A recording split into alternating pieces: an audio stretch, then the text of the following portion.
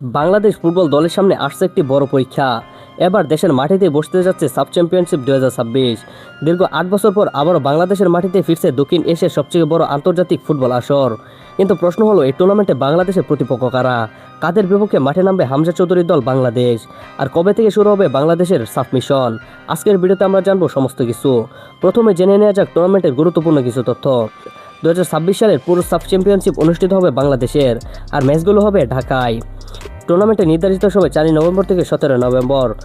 অর্থাৎ এবার বাংলাদেশের দর্শকরাও নিজেদের মাটিতে সরাসরি সাফের লড়াই দেখার সুযোগ পাবেন। বাংলাদেশের আগে 2003, 2009, 2018 সালের সাফ চ্যাম্পিয়নশিপ আয়োজন করেছিল। 2026 সালের আসরটি হবে দেশের মাটিতে বাংলাদেশের চতুর্থ আসর। সাফ অঞ্চলের পরিচিত প্রতিপক্ষদের নিয়ে এবার বাংলাদেশের লড়াই। সাফের সদস্য দেশগুলোর মধ্যে রয়েছে বাংলাদেশ, ভারত, পাকিস্তান, মালদ্বীপ, ভুটান, শ্রীলঙ্কা এবং নেপাল। তবে এখানে একটি বিষয় মনে রাখা খুবই গুরুত্বপূর্ণ। 2026 সালে মূল টুর্নামেন্টের চূড়ান্ত গ্রুপ ও বাংলাদেশের নির্দিষ্ট ম্যাচ পিকচার নিয়ে অফিসিয়ালি পূর্ণসূচি প্রকাশ না হওয়া পর্যন্ত কোনো নির্দিষ্ট প্রতিপক্ষ কিংবা তারিখে নিশ্চিত করে বলা প্রচার করা উচিত নয়। বাংলাদেশের সাফের গুরুত্বপূর্ণ ড্রয়ের মাধ্যমে নির্ধারিত প্রতিপক্ষের বিপক্ষে খেলবে বাংলাদেশ এবং এরপর গ্রুপ পর্বের অবস্থান অনুযায়ী সেমিফাইনালে যাওয়ার সুযোগ তৈরি হবে। বাংলাদেশের জন্য এই সাফ চ্যাম্পিয়নশিপ কিন্তু শুধু একটি টুর্নামেন্ট নয়, কারণ ম্যাচগুলো অনুষ্ঠিত হবে নিজেদের দেশের মাটিতে। ঘরের মাঠে দর্শকদের সামনে খেলা মানে বাংলাদেশের ফুটবলারদের জন্য বাড়তি আত্মবিশ্বাস। বিশেষ করে সাম্প্রতিক সময় বাংলাদেশের জাতীয় দলে প্রবাসী ফুটবলারদের অন্তর্ভুক্ত এবং নতুন প্রজন্মের খেলোয়াড়দের উঠে আসার কারণে সমর্থকদের প্রত্যাশা অনেক বেড়েছে।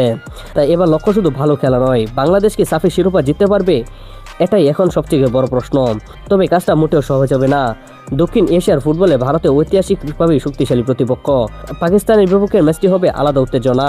মালদ্বীপ দীর্ঘদিন ধরে টেকনিক্যালি ফুটবলের জন্য পরিচিত, আর ভুটান এবং শ্রীলঙ্কার মতো দলও এখন আগের তুলনায় অনেক বেশি প্রতিদ্বন্দ্বিতাপূর্ণ। ফলে বাংলাদেশের প্রতিটি ম্যাচে হতে পারে কঠিন পরীক্ষা। বিশেষ করে গ্রুপ পর্বের শুরুটা ভালো করা অত্যন্ত গুরুত্বপূর্ণ, কারণ প্রথম ম্যাচে জয় পেলে দলের আত্মবিশ্বাস বাড়বে এবং পরবর্তী ম্যাচগুলোতে চাপ অনেকটাই কমে যাবে। বাংলাদেশের মূল লক্ষ্য থাকবে প্রথমে গ্রুপ পর্ব সফলভাবে পার হওয়া, এরপর সেমিফাইনাল এবং শেষ পর্যন্ত ফাইনালে জায়গা করে নেওয়া। আর যেহেতু এবার টুর্নামেন্টের আয়োজক দেশ বাংলাদেশ, তাই ঘরের মাঠের সমর্থন হতে পারে দলের অন্যতম বড় শক্তি।